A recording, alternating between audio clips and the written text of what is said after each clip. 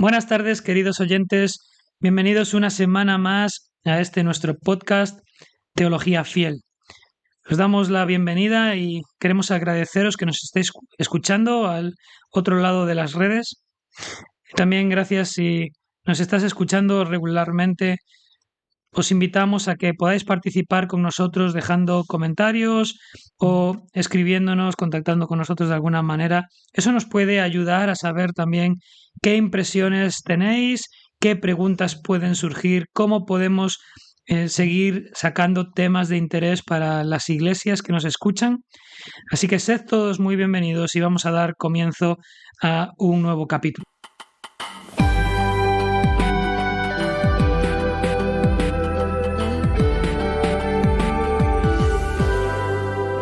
Vamos a comenzar en este día con Camilo y con Sergio. Bienvenidos. Buenas tardes, otra vez. Muy buenas tardes, Eliezer. La última vez Sergio nos dejó. Sí.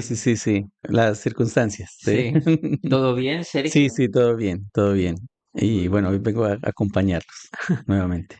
Hoy tenemos un tema que es bastante farragoso para muchas iglesias tratarlo, que es el tema de la disciplina. ¿Qué es disciplina? Quizá deberíamos empezar por algo así.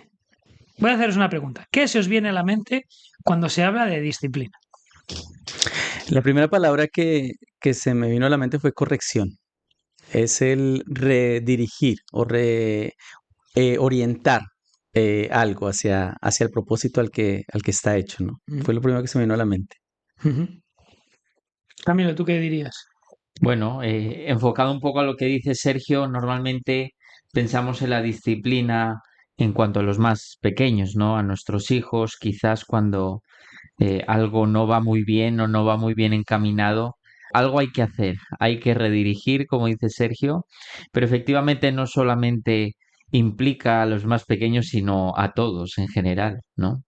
Sí, y de hecho la disciplina no solo engloba cuando corriges a alguien externo, sino también la disciplina va con uno mismo cuando tú te reeducas o te rediriges, como decía Sergio, en alguna faceta, pues en tu estudio bíblico, en tus actitudes cuando ves que algo no es correcto o cuando quieres alcanzar una meta y uno se disciplina para poder llegar a alcanzarla. Entonces, realmente la disciplina en nuestro contexto casi siempre lo pensamos de una manera de corregir a otro, pero lo cierto es que engloba mucho más.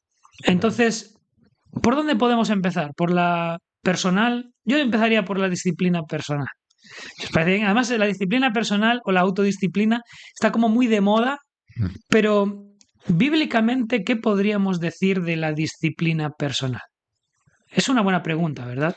Es una buena Sí. pregunta. Sí. Normalmente este tema se enfoca desde la parte, como bien dices, a tercera persona, pero ¿qué hay de nosotros, ¿no? De esa disciplina en cuanto a nuestro pecado, concretamente hablando nosotros los creyentes, esa disciplina en cuanto a aquello que tenemos que hacer dentro de la congregación, ¿no? Todo aquello que tenemos que cambiar y a la final la vida constante hasta que estemos con Cristo es una constante disciplina personal, ¿no, Sergio? Sí. Pienso que esa disciplina, digamos, no es una obligación como algo para forzar, sino que creo que del corazón debe salir una forma de autocorrección. La palabra en sí nos ayuda a identificar nuestro pecado. El Señor, el Espíritu Santo, y también nos ayuda por medio de su palabra a identificar ese pecado y necesitamos personalmente estar peleando contra ese pecado, luchando contra lo que sabemos que el Señor ha dicho que está mal y nosotros mismos confesar nuestro pecado, nosotros mismos entender que el Señor no le agrada y vivir de una manera en que Él nos está orientando, ¿no? Entonces esa disciplina personal es algo importante. De hecho, cuando hablamos de disciplina, mucha gente ya enseguida piensa en Mateo 18. Pero es que antes que Mateo 18 hay que pasar por Mateo 7. Y si nosotros nos vamos a Mateo 7 y vamos al versículo 1, dice: no juzguéis para que no seáis juzgados, porque con el juicio con el que juzgáis seréis juzgados, y con la medida con la que medís os será medido. ¿Y por qué miras la paja que está en el ojo de tu hermano y no echas de ver la viga que está en tu propio ojo? ¿O cómo dirás a tu hermano, déjame sacar la paja de tu ojo y he aquí la viga en el ojo tuyo? Hipócrita, saca primero la viga de tu propio ojo y entonces verás bien para sacar la paja del ojo de tu hermano. No deis lo santo a los perros, ni echéis vuestras perlas delante de los cerdos, no sea que os pisoteen y se vuelvan y os despedacen. Realmente este texto está hablando un poco de eso, ¿vale? Está bien la corrección eclesial, hay que aplicarla, pero antes de aplicarla hay que aplicarnos. Es decir, antes de sacar la paja del ojo hermano o corregirle o ayudarle a entender, tienes que haberlo entendido tú, tienes que haberte corregido tú, tienes que haberte juzgado tú, porque realmente el texto no está diciendo que no se pueda juzgar. Algunos están diciendo, no, ¿ves? Dice la Biblia que no puedes juzgar a nadie. No, como ahora se puso esto muy de moda. No, la Biblia no dice eso. La Biblia dice que tienes que juzgar y corregir. Pero antes de llegar ahí, tienes que haberte juzgado con ese mismo criterio a ti mismo. Así que, ¿qué más podríamos añadir a la disciplina personal? Precisamente ese pasaje habla de hermanos, ¿no? Hasta el versículo 6 que cambia radicalmente a no deis lo santo a los perros. Sí. Ahí hay un contexto de hermanos, y efectivamente, es algo que es natural dentro en nuestro contexto de la congregación, ¿no? El estar pendientes los unos de los otros, pero a la final el Señor nos califica desde el versículo 5 con una palabra muy fuerte, hipócrita, ¿no? Haciendo alusión también a quizás lo que pensaban en aquel momento como correcto, por medio de los fariseos que estaban allí también presentes, ¿no? Así no debemos de ser nosotros, debemos de ser constantemente conscientes antes de ver el fallo en otro hermano, ser conscientes de que nosotros también somos pecadores y tenemos que analizarnos a nosotros mismos. Yo quisiera añadir, utilizando la palabra que enfatizó Camilo de hipócritas, es el hecho de vivir de esa manera como hipócritas, creyendo y entendiendo algo o viendo la santidad de Dios y aparentándola. Creo que no es honesto como cristianos el dar esa apariencia porque al final no somos lo que decimos que somos y creo que es un fraude en el cual nos engañamos nosotros mismos Claro. y nos hacemos daño a nosotros mismos, no a los demás. Entonces no sé por qué aparentamos algo si al final no lo somos. Sí, Entonces, creo que no es una realidad, ¿no? Hay un texto en Gálatas 5:16 que yo creo que es una buena estampa de cómo debería comportarse un creyente. Y dice, digo pues, andad en el espíritu y no satisfagáis los deseos de la carne, porque el deseo de la carne es contra el espíritu y el del espíritu es contra la carne y estos se oponen entre sí para que no hagáis lo que quisierais. ¿No? Esta es una buena forma que cuando nosotros estamos queriendo vivir en el espíritu necesariamente nos vamos a estar disciplinando, vamos a estar buscando cumplir los deseos del espíritu. Sin embargo, eso no es fácil, ¿no? En un cuerpo o en un estado de pecado en el que todos nosotros estamos, sino que necesitamos disciplinarnos y abrir la palabra, qué es lo que quiere el Señor de nosotros. Vamos a esforzarnos en vivir con respecto a eso y sobre todo en la oración, ¿no? Pedirle al Espíritu Santo que nos capacite para vivir de esa manera, porque de lo contrario es prácticamente imposible. Pero ahora que hemos hablado de que debemos enfocarnos principalmente en disciplinarnos a nosotros mismos y vivir de acuerdo a Cristo, ahora sí vamos a entrar en ese área que muchos esperan cuando escuchan hablar de disciplina y es la disciplina eclesial. ¿Cómo aplicamos eso en un mundo donde parece que todo el mundo tiene la piel muy fina, ¿no? Que parece que, no se le puede decir nada a nadie fuera de tono que se enfada. ¿Qué diríais? ¿Por dónde empezamos? Bueno, yo diría que la disciplina está dada por Dios. Y como está dada por Dios, es un medio de corrección que Él provee a la iglesia para proteger a la iglesia y mantenerla santa a través de la restauración del hermano en este caso. Así que es un medio de amor. En primer lugar, pensar que es un medio de amor a pesar de que no estemos tan acostumbrados o no estemos tan preparados o sea algo desagradable. Tenemos que entender que es un medio de amor que el Señor provee a la Iglesia para mantener a la Iglesia enfocada en la santidad, ¿no? Yo creo que eso es un primer punto. Sí, también es importante recordar que esa disciplina es, digamos que nos ayuda a ver nuestras propias debilidades dentro de la congregación, que es necesario la exhortación, ser expuestos a ella. Hablamos de una disciplina personal antes, ¿no? Mm. Pero tiene que estar ligado. En la iglesia es donde nosotros realmente vamos a entender cómo de pecadores somos. A veces no nos damos cuenta de los errores y necesitamos iglesia Ujú. para que dentro de la iglesia seamos a veces de ese pecado que vivimos. Entonces es importante esa disciplina tanto exhortando como dejando o permitiendo ser exhortados por otros Ujú, hermanos. ujú.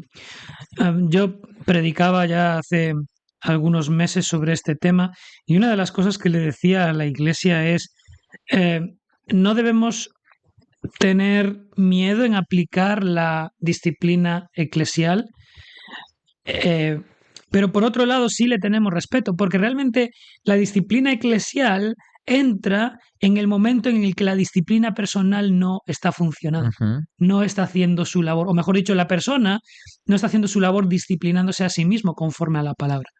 Y ahí es donde entra la disciplina eclesial, porque tú no estás viviendo para la gloria de Cristo y dado que la iglesia es el cuerpo de Cristo, entonces la iglesia, ya que tú no lo has hecho, te tiene que reorientar, para darle gloria a Cristo. Ujú.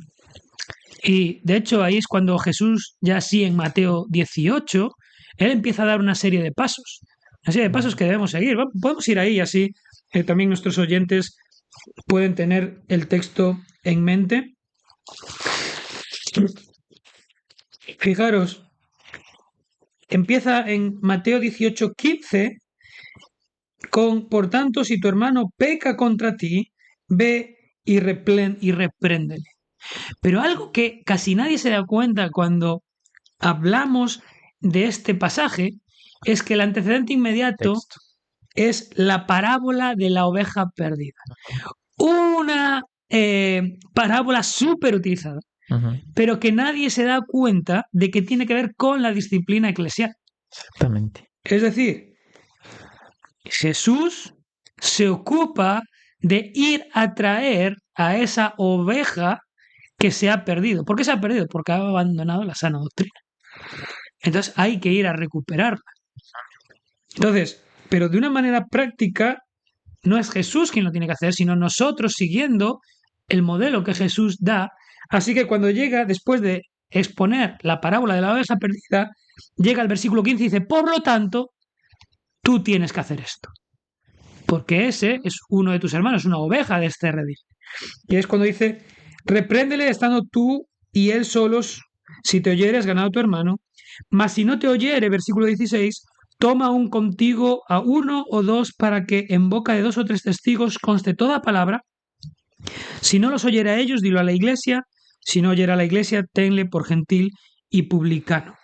Y esos serían, a grandes rasgos, los pasos con los que un creyente debe proceder con otro hermano que no está obrando, que se ha descarriado, podríamos decir, utilizando el lenguaje de la oveja perdida, ¿verdad? Y es interesante que en cuanto al contexto de la oveja perdida que comentas, al final cuando explica cuál es ese proceso de la disciplina, en el versículo 19 especifica, otra vez os digo que si 2 de vosotros se pusieren de acuerdo en la tierra acerca de cualquier cosa que pidieren, les será hecho por mi Padre que está en los cielos, porque donde están 2 o 3 congregados, aquí está el famoso texto, ¿no? En mi nombre, allí estoy yo en medio de ellos. Entonces, entendemos que la disciplina diseñada por Dios para la iglesia, vemos que es algo que Dios va a estar presente en medio de eso. Sí. Hablando de esa oveja perdida, vemos que la parábola es una parábola donde el Señor muestra su amor. Y eso es algo que la disciplina muestra, el amor del Señor. y sobre todo porque nosotros no llegamos a entender lo que es el pecado muchas veces, la gravedad del pecado. Si nosotros vamos al Antiguo Testamento y recordamos Deuteronomio 21, por ejemplo, hay el caso de unos padres que cuando su hijo es contumaz o desobediente, rebelde, ellos deben informar a los ancianos del pueblo para que este hijo, cuando no se ha arrepentido, cuando persiste en su pecado, debe ser apedreado. O si recordamos el caso de Acán, cuando comete el pecado, el cual las consecuencias fueron para el pueblo, también tuvo que ser apedreado junto a su familia y el pecado es grave delante de Dios, en el Antiguo y en el Nuevo Testamento. Entonces necesitamos recordar que el pecado no debe estar dentro de la congregación, no debe estar dentro de nuestras vidas y cuando el Señor quiere tratarlo es porque necesitamos corregir ese pecado. Y la gravedad del pecado es algo que por lo cual perdemos la conciencia. Siempre recordamos que el Señor es un Dios de amor, pero ese amor viene por medio también de la disciplina cuando es necesaria. Sí, es muy curioso eso. Estoy totalmente de acuerdo contigo. Perdemos normalmente ese punto porque lo que a nosotros nos beneficia es el amor, ¿no? El Señor nos amó y el Señor ha hecho esto por nosotros. Entonces, esto es lo que a mí me gusta o a lo que a mí me agrada y me aferro a eso. Y realmente es como lo aplicamos a la parábola que estábamos viendo, ¿verdad? Porque cuando al final dice, así no es la voluntad de vuestro Padre que se pierda uno de estos pequeños, la gente dice, ves, el Señor nos ama tanto que viene a por nosotros aun cuando nosotros fallamos o cuando nosotros nos descarriamos. No, como no es la voluntad de vuestro Padre que está en los cielos que se pierda uno de estos pequeños, entonces tú como parte de la iglesia debes disciplinar a tus hermanos. Ese es el punto, porque eso continúa por ahí. Y realmente casi nadie quiere ver esa otra parte. Y le tenemos miedo a la disciplina. No, se me enfada la gente. Pues que se enfade. Pero nuestra parte es cumplir lo que Dios ha dicho. Ahora, algo súper importante que has dicho, la disciplina debe ser en amor. Y eso es súper importante. Hay algo importante y es que nosotros debemos reprender por el temor al Señor, porque necesitamos recordar que Dios es un Dios temible. Y por ejemplo, en 1 Timoteo, cuando Pablo da instrucciones a Timoteo de cómo llevar la iglesia, hay un pasaje precisamente donde él dice, a los que persisten en pecar, repréndelos delante de todos para que los demás también teman. Creo que es un medio de enseñanza para toda la congregación, para que se sepa que el pecado no se trata a la ligera y que no debemos vivir en pecado, no permitimos el pecado dentro de la iglesia. Y como decías tú, aunque se molesten, aunque haya no es de agrado nunca la corrección, y menos cuando se nos hace a nosotros personalmente, pero es necesaria. Hay una reprensión, hay una enseñanza y el propósito al final es una restauración, es de que el hermano deje su pecado y vuelva al camino del Señor, temiendo al Señor, no solo él, sino toda la congregación. Empezábamos hablando que en las iglesias normalmente este tema es algo que se suele evitar. Y yo concretamente en muchas de las iglesias que he conocido, incluso en algunas que he sido miembro, entre los miembros mismo decíamos, aquí hace falta esta disciplina, ¿no? Y eso es un error, principalmente un error muy grande por parte del liderazgo que Dios pone dentro de las congregaciones, porque a la final Dios pone en manos de esos líderes esa labor no solamente de disciplinar, sino de enseñar, etcétera. Y qué grave, ¿no? Recuerdo Hebreos 12, versículo 5, dice, y habéis ya olvidado la exhortación que como a hijos se os dirige diciendo, Hijo mío, no menosprecies la disciplina del Señor, ni desmayes cuando eres reprendido por Él, porque el Señor al que ama disciplina. Y precisamente es una labor que Dios le pone en las manos de la iglesia. Y no hacer esto es desmerecer y quitarle un rol o algo que Dios mismo, en el amor que tiene con sus hijos, quiere hacer y quiere hacer por santificar y por mostrarle amor incluso a esa persona que quiere reprender. Creo que habéis hecho una buena síntesis de todo lo que es la intención de la disciplina en la iglesia y creo que ya llevamos un buen tiempo hablando de esto, así que vamos a ir finalizando. Nuestros oyentes se van a ir con una buena idea de este tema. Así que si realmente tenéis dudas sobre este tema, no dudéis en dejárnoslo en comentarios. Vamos a intentar resolver las dudas o incluso podremos hacer otro nuevo podcast acerca de este tema con otras áreas. Vamos a terminar con una intervención corta, ¿vale? Así que voy a dejarle a Camilo y a Sergio. Ellos están ahí pensando en algunas cosas. Si esto fuese lo último que pudierais decir sobre la disciplina, y va a ser lo último en este podcast de momento, ¿qué le diríais a nuestra audiencia? Yo principalmente diría que la disciplina, a pesar de ser difícil, no es algo a ignorar, pero si lo vas a hacer, siempre tienes que tener en el corazón el ánimo de exhortar al hermano para restaurarle.